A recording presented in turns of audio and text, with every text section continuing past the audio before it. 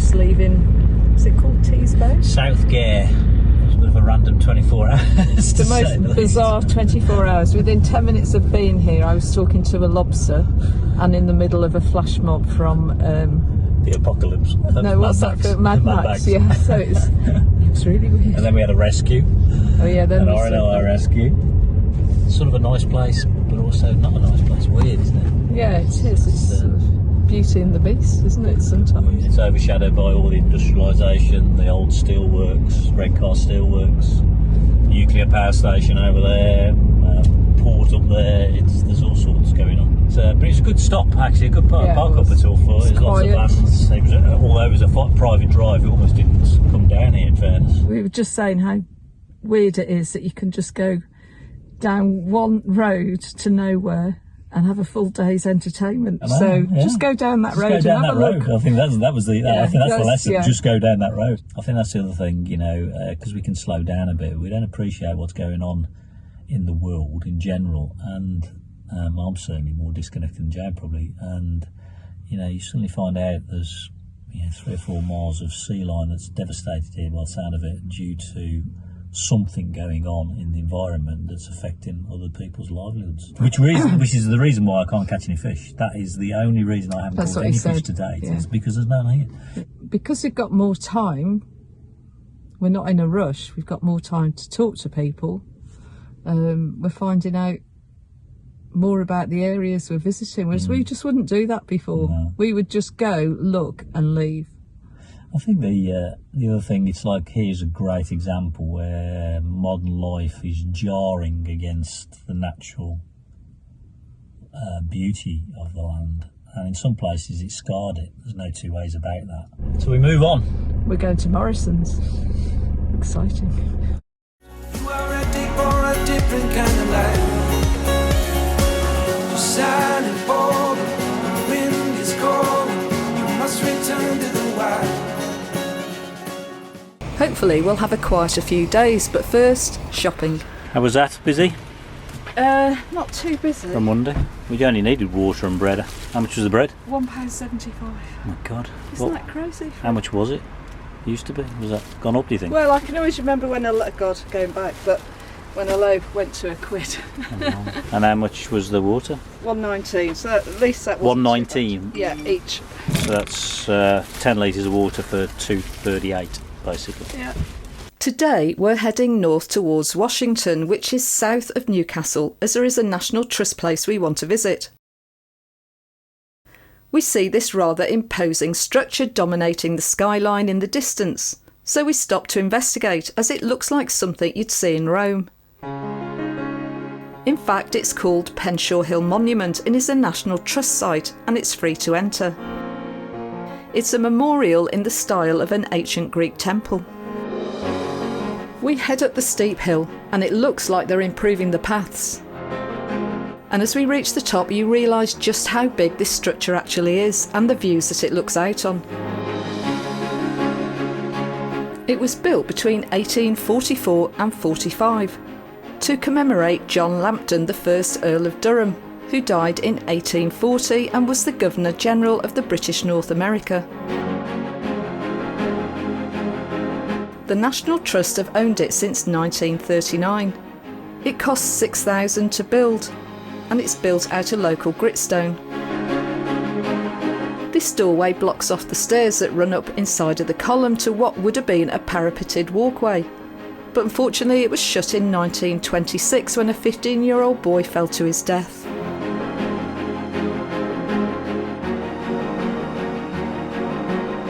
It's often illuminated in different colours to mark special occasions.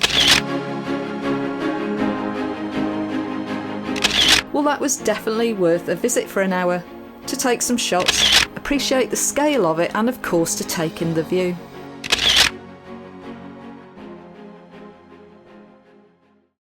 We then travel a very short distance to the town of Washington, where we plan to visit a National Trust house and gardens. And we managed to park right outside the Washington Old Hall, which is located next to the Holy Trinity Hall Church.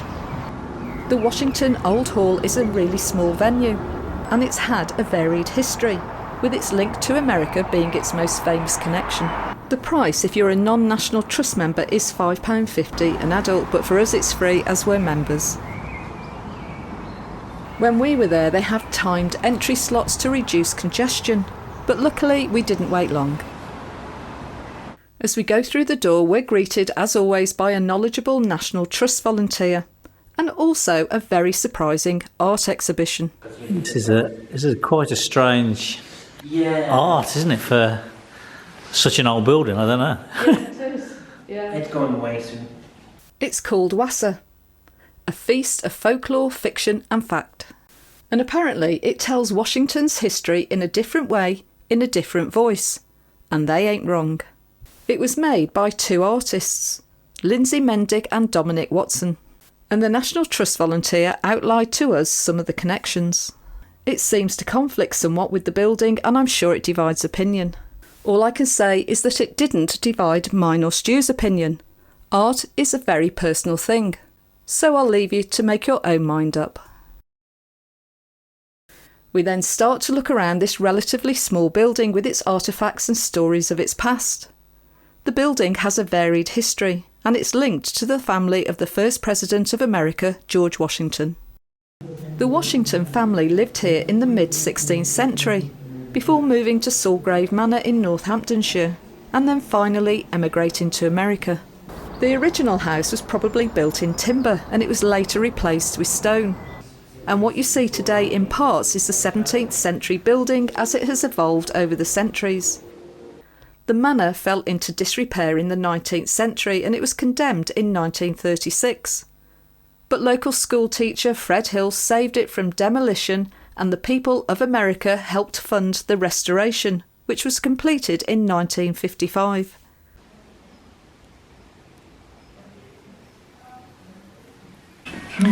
So in the hall, when it fell into disrepair, actually before that it was split up into 9 tenements. So there's 9 families living in here, all partitioned off, so really cramped conditions. This is just one room for one family. There's a single bed over there for a child, and there's a double bed here.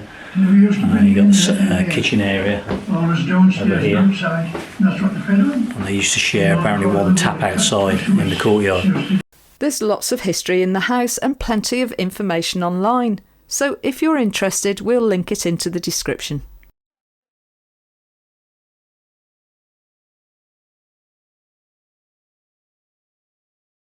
In 1977, President Carter visited and planted 2 trees with the then Prime Minister Jim Callaghan, and these were the spades. We finally emerge into the garden where the grounds are really well kept, and even the gardeners have a great sense of humour.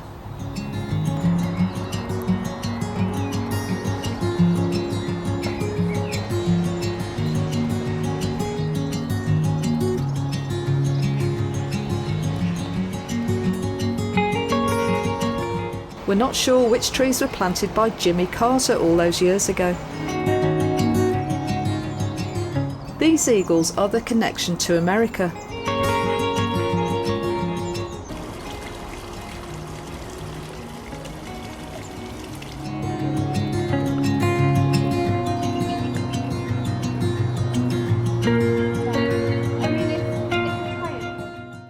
It's getting late and time to find a park up. And for some reason we're driving south some 30 miles away, where Stu has identified some solitude in the Yorkshire moors for what will be the last time. The first target stop is Slopey, so we go back to a location we passed when we were driving here.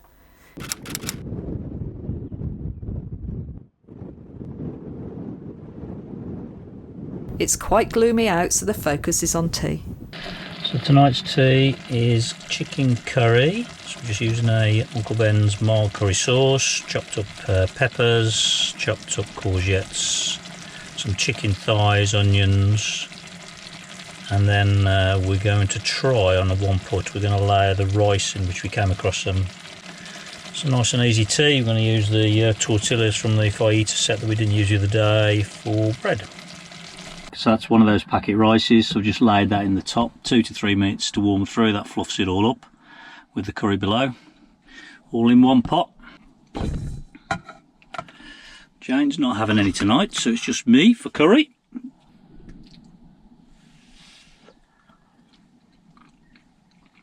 That's good. So toasting the ridge monkey. I can get 1.5 slices across, turning over and then inside out again.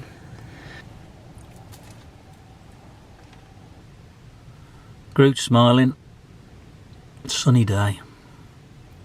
It's a bit windy today.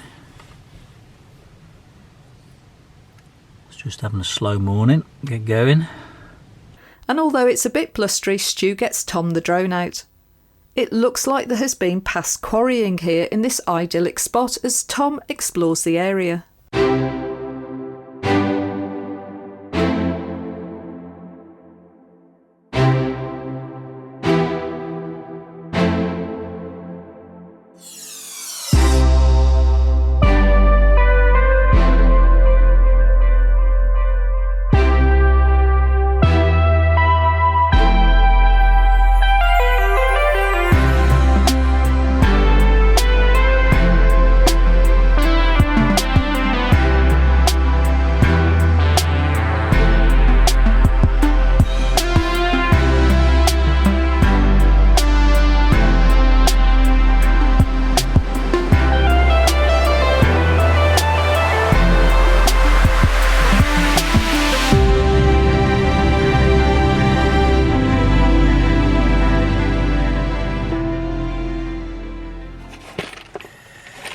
Not a bad spot to have a shave either.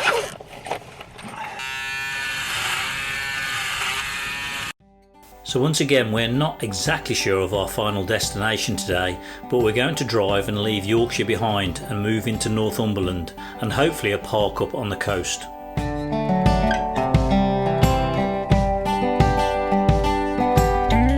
Unfortunately, Jane is not feeling too great today, so hopefully a drive in the sun will be most welcome.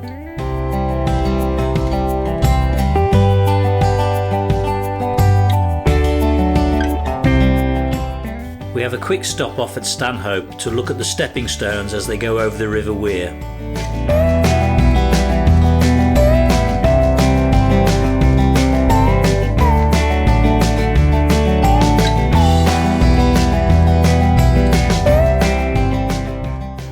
We take a look at Derwent Reservoir and I jump out for a few shots, but it's really windy here.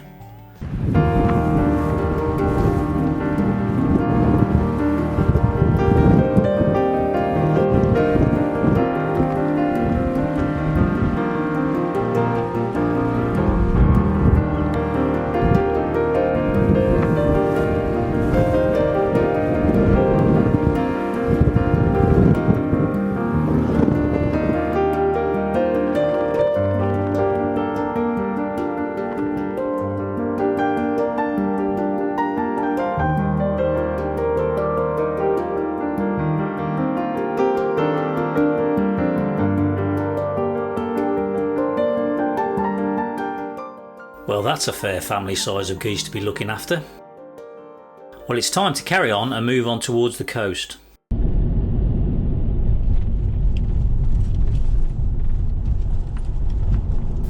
As we hit the coast road, we pass numerous target spots off Park for Night, but unfortunately all now have no overnight signs. And I'm sure if, like us, you've got a van, that you're seeing this more and more as well. Looks like what we read about Northumberland being true on coastal park-ups. Anyway, it's time for lunch, so we stop and simply take in the view.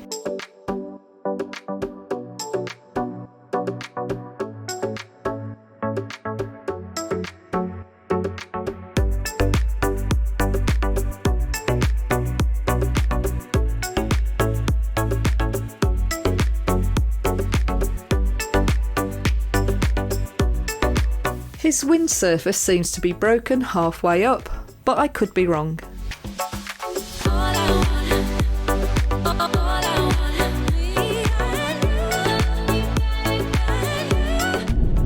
So after a few hours of relaxing, we decide to head inland and find ourselves a park up. We decide to try a Park for Night spot at Morpeth, which isn't too far from where we are. So I've just come out for a walk out the van. We've parked up in Morpeth. It's been quite a few days. We haven't taken as much content. Jane hasn't been feeling very well. It's part of the conditions she's got a couple of illness conditions that gives her ups and downs, and she's just on a down at the moment with energy levels, so she's just on antibiotics at the moment that she has regularly on that one. So hopefully that will sort itself out, but that's something else we're trying to get to work through, in that Jane feeling ill in the van won't stop us going. We know that, but we've got to work that out together, because it's no use me bouncing around a 6-foot van like a Labrador, and Jane's feeling not too good and just needs me to get out there away. Somehow we've got to find that degree of separation. I've got to be conscious of that and get out of the van, basically, I think, and just give her time, let her lie down, and also when it happens we just slow down, we stop. And I think we have to accept that, it's not just let's go to the next station, let's go to the next destination. So and then she'll pick back up and then we'll go off again. So it's not going to stop anything that we do. We've just been talking about that. That's not an issue. It's just about working and how we handle that together. So we've probably got another week to go. We're still heading north up towards the east coast, Berwick-on-Tweed. I don't know how we're going to get on with the wild camping up here. So far it seems a bit more difficult. There's been a lot more signs we've noticed, especially on the coast. We've come inland a bit, found a nice little park up that seems to be okay, on Park for Night next to Morpeth Football Club. But I've been quite laid back about wild camping, interestingly enough. I don't think about, like tonight, I didn't think about the site until later on. We chilled out, and if this hadn't worked out we'd just find somewhere else. So I'm a lot more laid back about wild camping, I think, than I was. Don't get me wrong, I still got some anxiety. For some reason I had some anxiety last night when we parked up in Yorkshire Moors, only because I'd seen a ranger, and in a vehicle, and I thought, because in my head I thought, that's it, in the next 10 minutes he's going to tap our door and tell us to move on. Of course he didn't, but that meant I had more of a disturbed night last night, certainly later going to sleep. But overall I've got around it. I'm not clamouring to get onto a site. In fact, I don't want to be on a site, neither does Jane, interestingly enough. But we think we would have done this whole trip while camping, which bodes well for when we go to Ireland. I don't know, so the other thing is I got a load of things I wanted to do. As you know, I was going to do some wood whittling, I got some other stuff I was going to do, a bit of painting and sketching and all that. I don't know where time goes. By the time everything just seems to slow down. It's a couple of hours to get out and get yourself sorted. It's a couple of hours to pack up at night, and then you're tired, you just want to get to bed. So finding things to do isn't an issue. Absolutely not an issue. I've done a bit of fishing, not very good at it, but it's again, that's another release for me. For me personally, as you know, that my life changed a bit with being made redundant and taking the opportunity to retire. That's what I've done, and this trip was just to sort my head out. And to be perfectly honest, I'm okay. It's been good. I think the only thing I've still struggled with is sleep. I'm very much an early person anyway, as in 5 o'clock in the morning. So whilst I'm waking at 5, I'm not getting up. That's gradually turned into a 6:30 now. But again, I'm not getting out of bed. That's the difference. Well, that's it for this episode. And if you like our videos, please give them the thumbs up and drop us a comment, as we really love to hear from you. And we'll see you in the next episode, where we continue to trek northwards through Northumberland.